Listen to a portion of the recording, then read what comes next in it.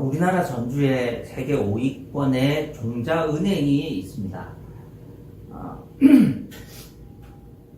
우리나라 토종 종자도 여기에 보관을 하고 다른 나라에서도 종자를 보관하고 싶으면 여기에 종자은행에 보내서 종자를 보관하곤 하는데요. 세계에서 종자를 제일 많이 보유하고 있는 세계 1위의 종자은행은 노르웨이에 있는데요. 약 450만 종 이상의 씨앗을 저장하고 있다고 합니다. 그래서 이 종자은행의 별명은 노아의 방주라고 합니다. 설계를 할 때 핵전쟁이 일어나거나 대지진이나 해수면의 상승 등으로 이 종자은행이 덮여도 여기는 보관될 수 있게끔 설계를 한다고 합니다. 여기는 세계 100개국 이상에서 자기 나라에 토종 종자 씨앗을 보내고 위탁 관리를 맡기는, 한마디로 노아의 방주에 버금가는 지구가 멸망해도 뭐는 남는다? 종자는 남는다. 그 철학으로 450만 종 이상의 씨앗을 보관하고 정말로 이 지구상에 핵전쟁이 일어나거나 여러 자연재해로 생태계가 멸종해도 여기 있는 종자를 말 그대로 종자 씨앗으로 삼아서 다시 생태계를 복구하고자 하는 그 철학적인 개념을 갖고 전 세계가 여기에 종자를 보내서 위탁 관리를 많이 하고 있다고 합니다. 그래서 우리나라는 그 규모에 미치지는 못하지만 한 30만 종 정도의 종자를 따로 보관해서 종자 주권을 지키려고 한다고 하는데요. 이처럼 인류의 원형을 보존하고자 하는 노력, 온 지구가 멸망하고 생태계가 멸종하고 전쟁이나 자연재해로 치명적인 타격을 입어도 그 종자은행만 있으면 다시 시작할 수 있다는 희망을 갖고 수많은 종자를 거기에 보관하고 인류의 생태계를 보존하려고 합니다. 우리가 오늘 이사야서 4장에도 보면 하나님께서 어떠한 일이 있어도 하나님 나라를 보존하겠다 하는 그 하나님의 디자인이 바로 이사야서 4장에 있습니다. 이스라엘이 멸망을 하고 하나님의 심판을 받아서 다윗 왕조가 없어져도 하나님이 자신의 계획을 이 땅에 이루어 나가실 수 있는 종자가 있어야 되잖아요. 다 멸망하고 북왕국도 망하고 남왕국도 망하고 이 땅에 하나님 나라의 예표로 세웠던 이스라엘이 완전히 없어졌는데, 그러면 하나님은 어떤 미천을 갖고 다시 하나님 나라를 시작할 수 있겠습니까? 그렇다고 죄를 짓고 말을 듣지 않고 다윗 왕조가 실패했는데 그것을 그대로 방치해 둘 수도 없잖아요. 하나님은 어떻게 자신의 백성들의 죄를 심판하시고 다시 심판 가운데도 하나님 나라를 새롭게 시작하실 수 있는가? 바로 그것이 오늘 이사야서 4장의 주제입니다. 아울러 우리의 삶도, 우리 교회도, 우리 사회도 심판받을 수 있습니다. 우리의 삶이 다시 한번 포맷되고 완전히 싹 밀어버린 다음에 하나님이 다시 우리 삶을 재건하시는 그 하나님의 일하시는 타이밍이 얼마든지 있을 수 있습니다. 살아남으려고 너무 애쓰지 마십시오. 벌 받지 않으려고 너무 애쓰지 마십시오.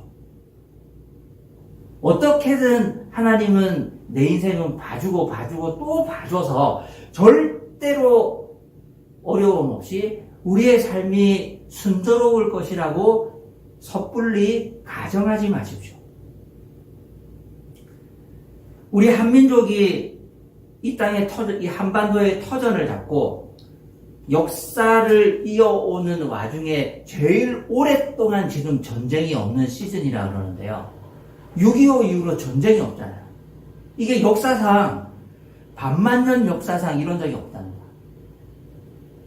우리나라는 전쟁 없을까요? 앞으로도 없을까요? 없기를 바라지만 이 나라에 다시는 전쟁이 없다고 가정하지 마십시오.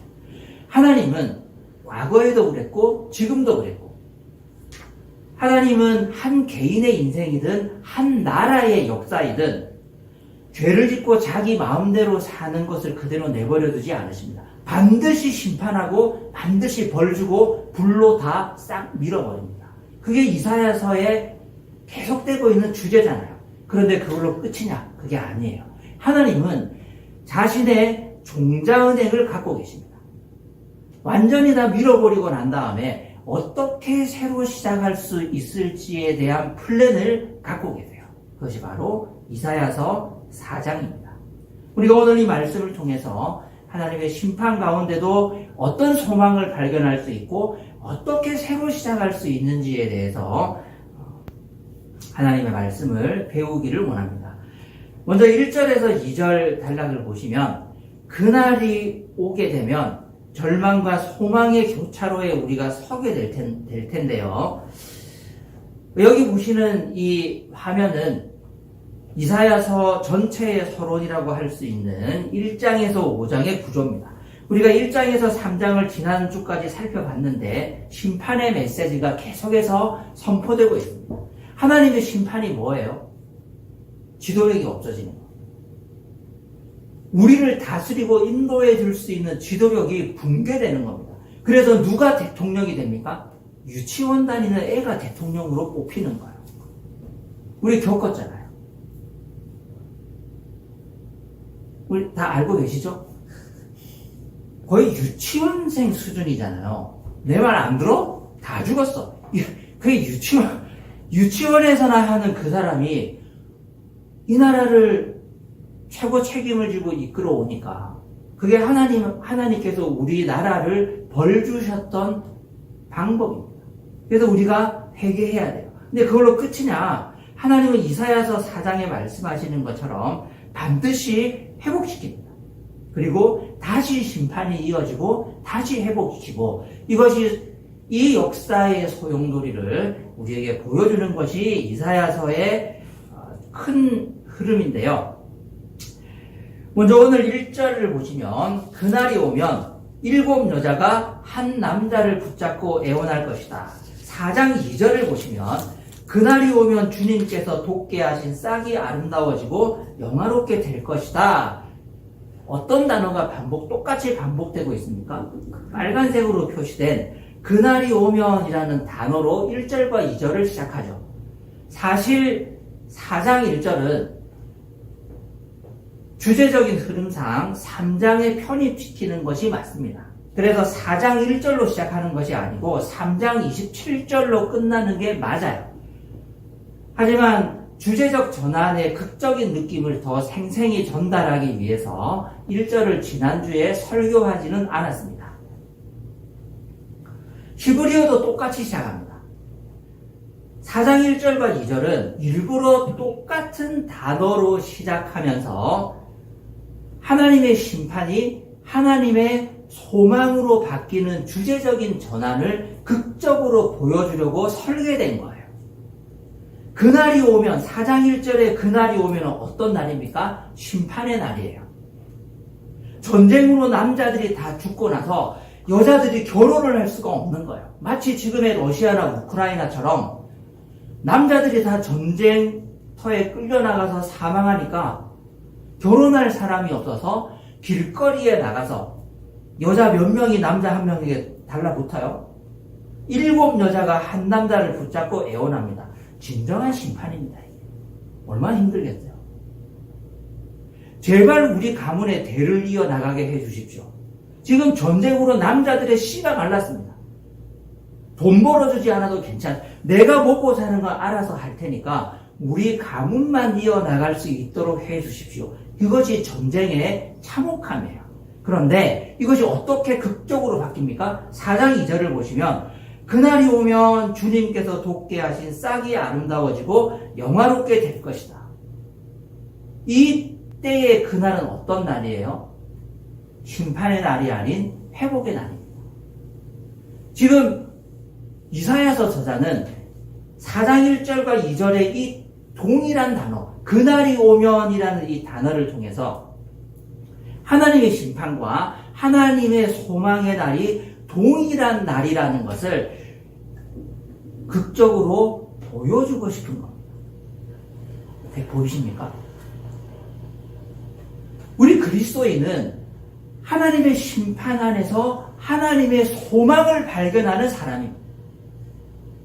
멸망 속에서 동시에 뭐를 보는 거예요? 우리의 실패와 무능력함과 앞날의 불안감에 벌벌 떠는 것뿐만이 아니고 그 안에서 회개하고 하나님께서 우리에게 동시에 소망을 주시는구나. 그 미래의 희망을 볼 줄 아는 사람이 바로 예수 믿는 사람이에요. 이사야서 4장 1절과 2절은요.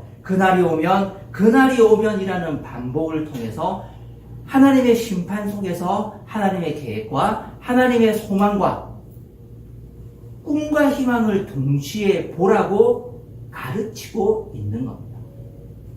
성경에서 한 개인의 인생이나 나라의 역사를 통해서 하나님의 심판이 심판으로만 그치는 것이 아니고 그 안에 소망이 동시에 있다는 것을 굉장히 많은 케이스에 있어서 보여주고 있는데 저는 창세기 28장에 창세기 28장에 누가 나옵니까? 네, 이렇게 물어보면 아마 목사들도 잘 대답하지 못할 거예요. 아브라함이요, 모세요, 막 이렇게 하지 마시고 창세기 28장에는 야곱이 나와요. 창세기 28장의 야곱이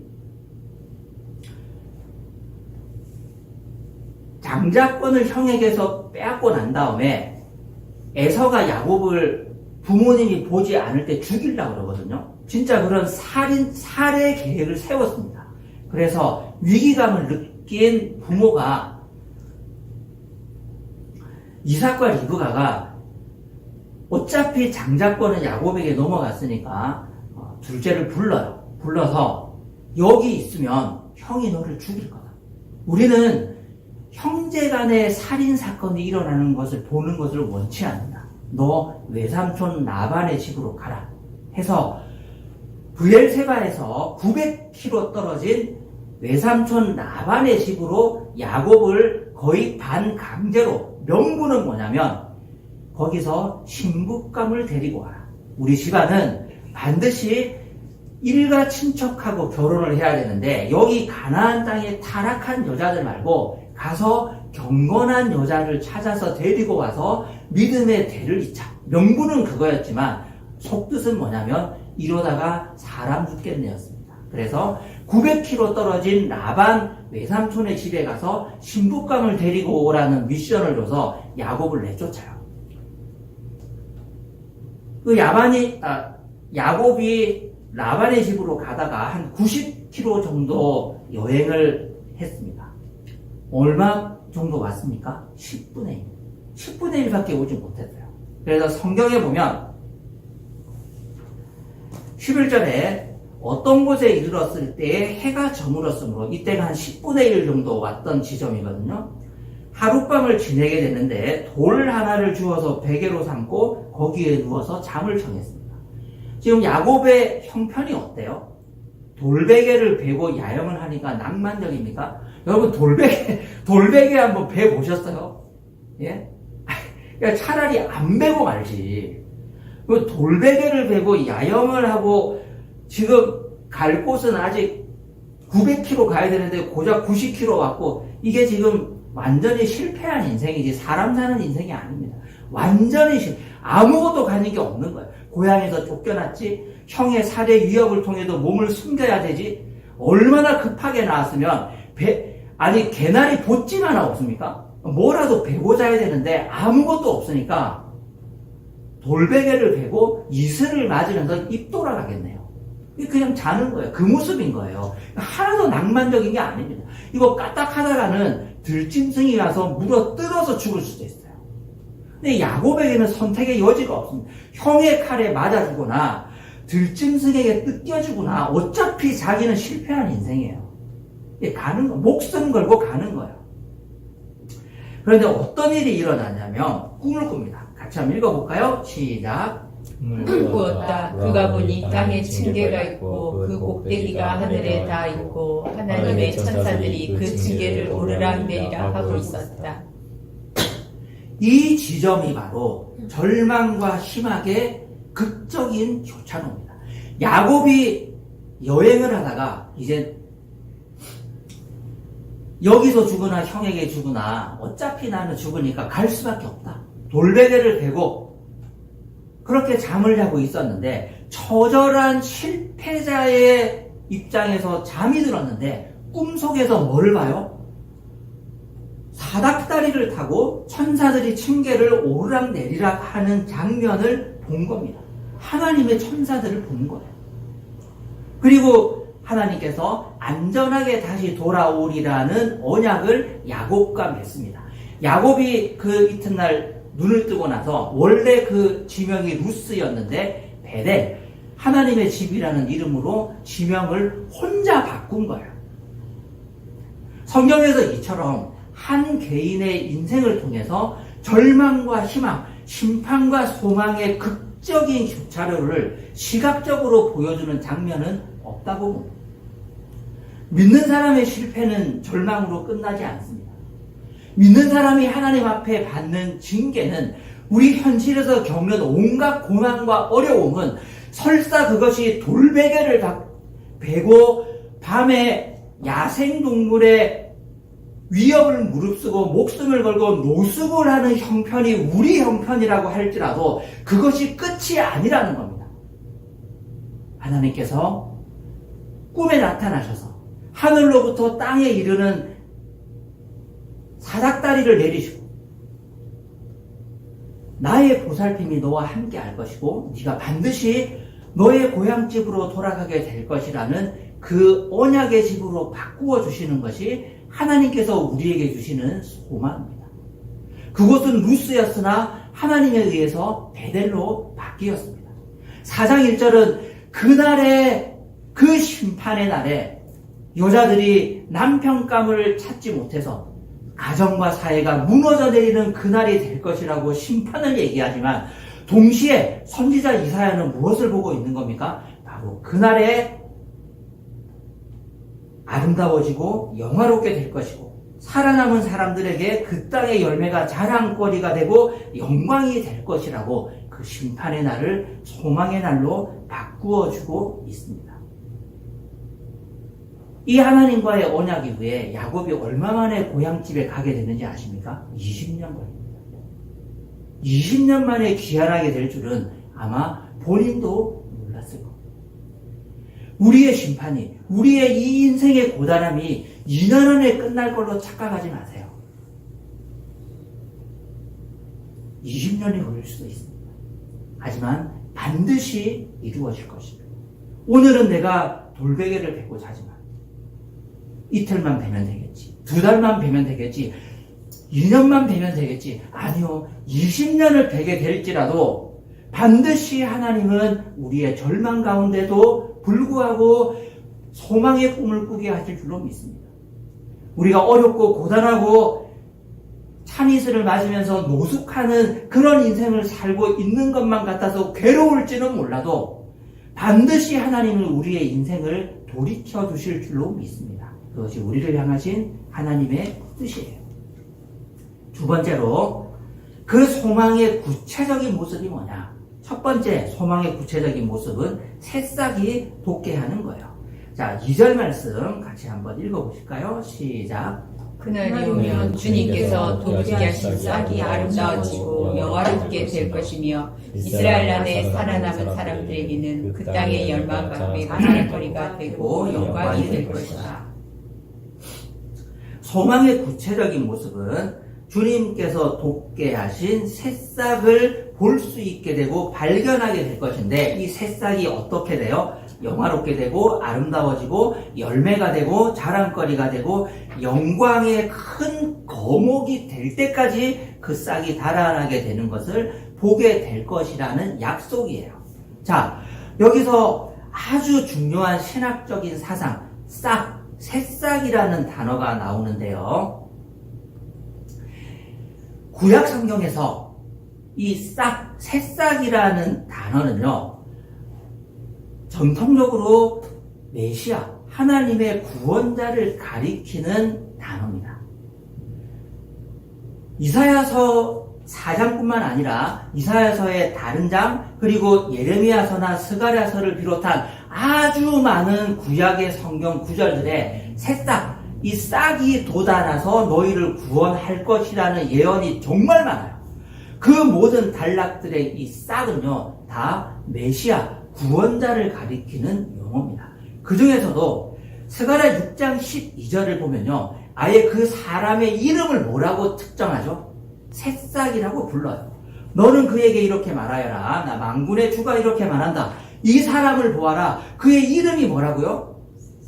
새싹이다. 아예 메시아의 이름 자체를 새싹이라고 불러요. 그가 제자리에서 새싹처럼 돋아나서 주의 성전을 지을 것이다. 너희를 구원할 것이다. 성전을 지을 것이다. 예배를 회복할 것이다. 이민족을 구원할 것이다. 구약 성경에서 새싹이라는 단어가 나올 때마다 그 단어는 메시아를 가리키는 단어고, 특별히 스가랴서에 보면 아예 메시아의 이름 자체를 새싹이라고 이름표를 딱 달아줘요.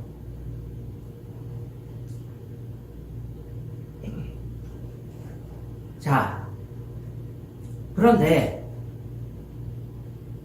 여기에서 조금 더 어려운 말씀을 드려야 되는데요. 이 새싹이라는 히브리어 단어를 네체르라고 발음하거든요. 뭐라고 발음한다고요? 예, 네체르, 네자르, 그러니까 약간 혀를 굴리시면 잘하는 것처럼 들려요. 네체르라고 발음을 하는데, 마태복음에 보면요, 마태가 예수님을 가리켜서 구약의 많은 예언들이 성취되었다라고 하면서 마태복음 2장에 보면 그로 하여금 나사렛 사람이라고 불리울 것이라는 그 예언이 예수님을 통해서 성취되었다라는 구절이 나옵니다. 그래서 예수님이 나사렛 사람 예수라고 불리우는 것은 구약의 성취다라는 구절이 나오잖아요. 자, 그러면 구약에 나사렛 사람이라고 메시아가 불릴 것이라는 그 예언은 어느 성경 몇 장 몇 절에 나옵니까? 어느 성경 몇 장 몇 절에 나오죠? 그렇죠. 안 나옵니다. 구약에 없어요. 이거 다 알고 계셨죠, 여러분?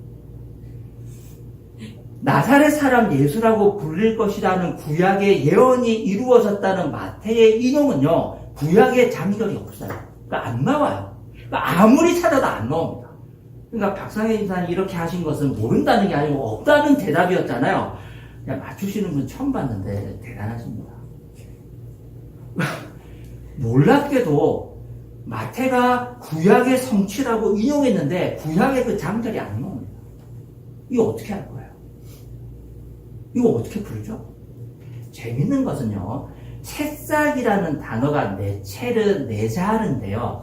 이것을 나사렛이라는 히브리어 발음하고 거의 비슷해요. 나사렛, 이거 우리가 한자를 한글로 음력해서 나사렛이라고 발음하는 것이 나사렛의 히브리어 음력도 네체르예요. 거의 비슷해요. 네세르, 네자르라고 발음이 돼요. 그러니까 학자들은 이것을 언어 유희라고 봅니다. 구약의 장절이 없는 것을 왜 나사렛 사람 예수라고 불리우게 될 것이라는 예언의 성취라고 마태가 얘기했다. 그것은 새싹이라는 거예요. 예언서의 수많은 구절들의 메시아를 상징하는 단어 새싹, 그 네체르, 그것이 바로 나사렛, 나세르라는 지역에 사는 예수님에 의해서 성취되었다라는 언어 유희를 마태가 그 포인트를 주고 있는 거예요.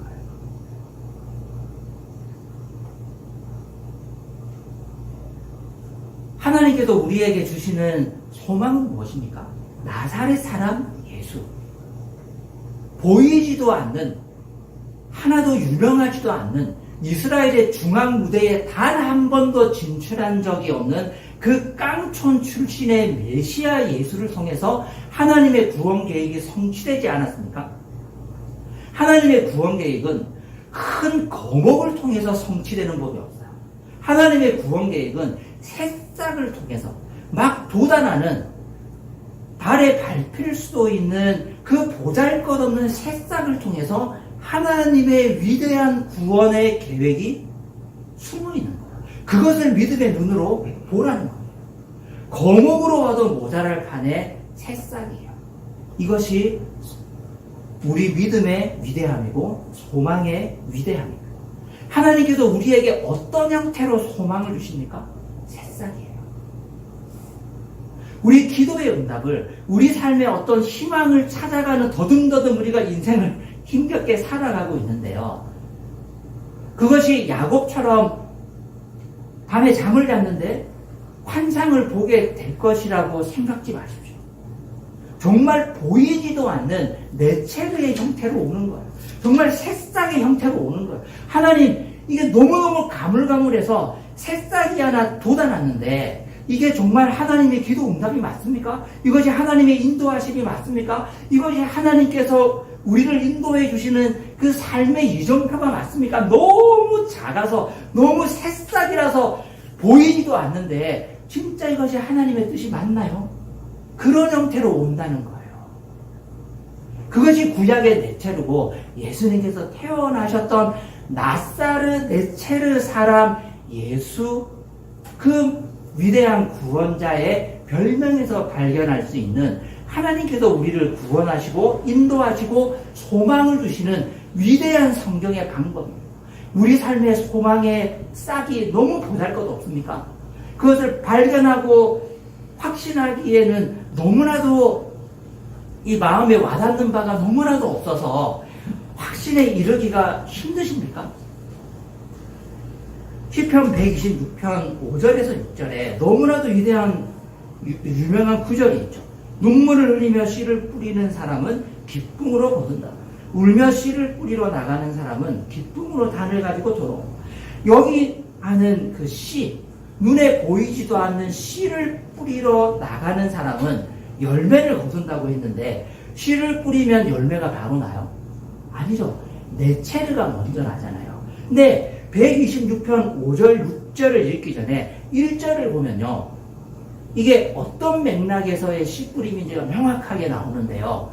포로에서 다시 되돌리실 때 하나님께서 이스라엘 백성들에게 주시는 사인이에요.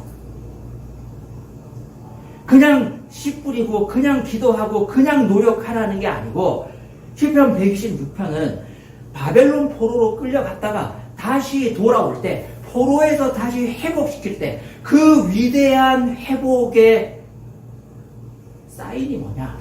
바로 씨 뿌리는 거예요.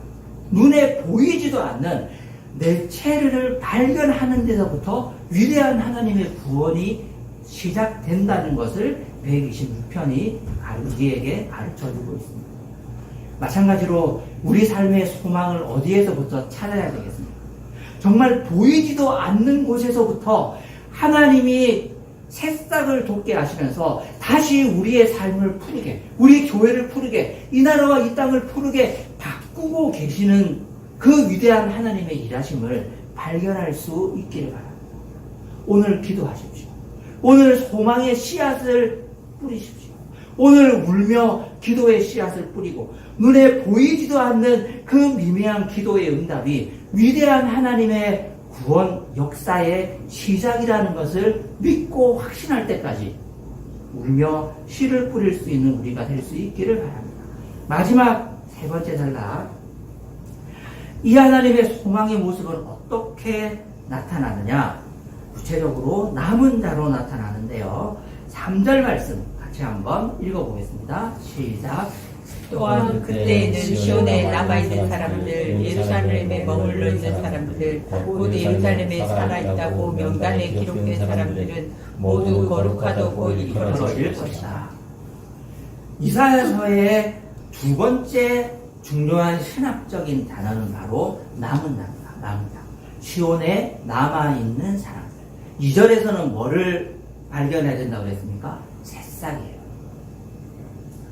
3절에서는 남은 자들입니다. 하나님은 반드시 심판합니다.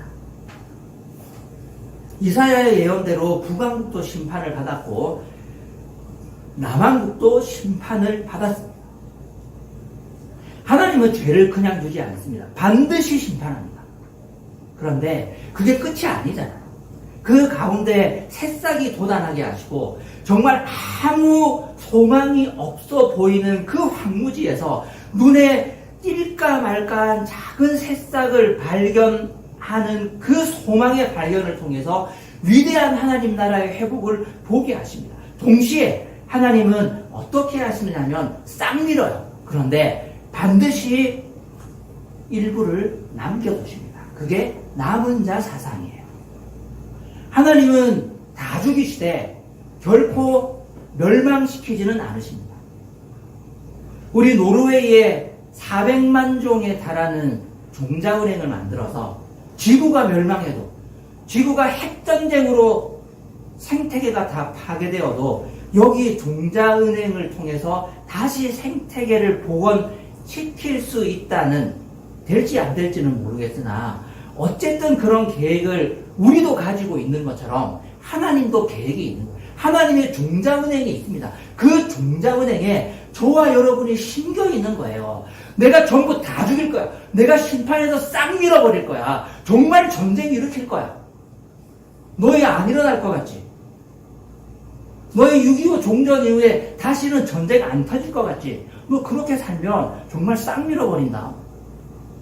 하나님 그렇게 지금 경고하고 계시는 겁니다. 그럼에도 불구하고 이 땅에 전쟁이 일어나도, 이 땅에 심판을 받아도, 이 땅에 어떤 참혹한 일이 생겨도, 우리 인생에 어떤 비참한 일들이 터져도 하나님은 반드시 종자은행을 남겨두세요. 그것이 하나님의 구원 계획입니다. 또한 그때에는 이 그때라는 단어 속에 뭘 동시에 봐야 된다고 그랬습니까? 하나님의 심판과 하나님의 구원의 때를 동시에 봐야 돼요.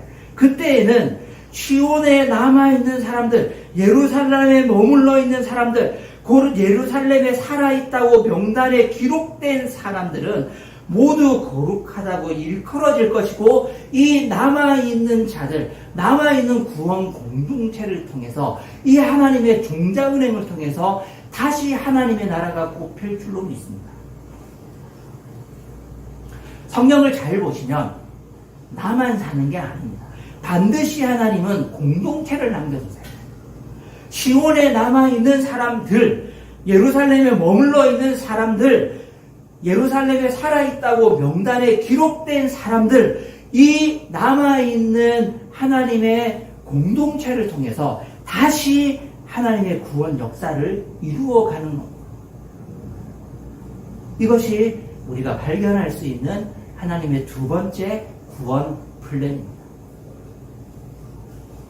돌베개를 베고 누웠다고 낙심하지 마십시오.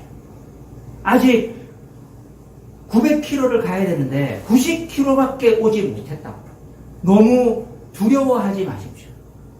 집에 있다가 형의 칼에 찔려 죽으나, 이리와 늑대의 이빨에 물려 죽으나 똑같이 죽음밖에 나를 기다리는 것이 없다고 낙심하지 마십시오. 여기 남아있는 하나님 나라의 사람들이 있습니다. 하나님의 공동체가 있습니다. 우리를 보호해주고, 우리를 통해서 다시 이 땅의 하나님 나라를 회복시키고자 하시는 그 하나님의 종자은행에 우리의 이름이 기록되어 있고, 우리의 가정이 기록되어 있고, 우리의 족보가 기록되어 있음을 믿으시기 바랍니다.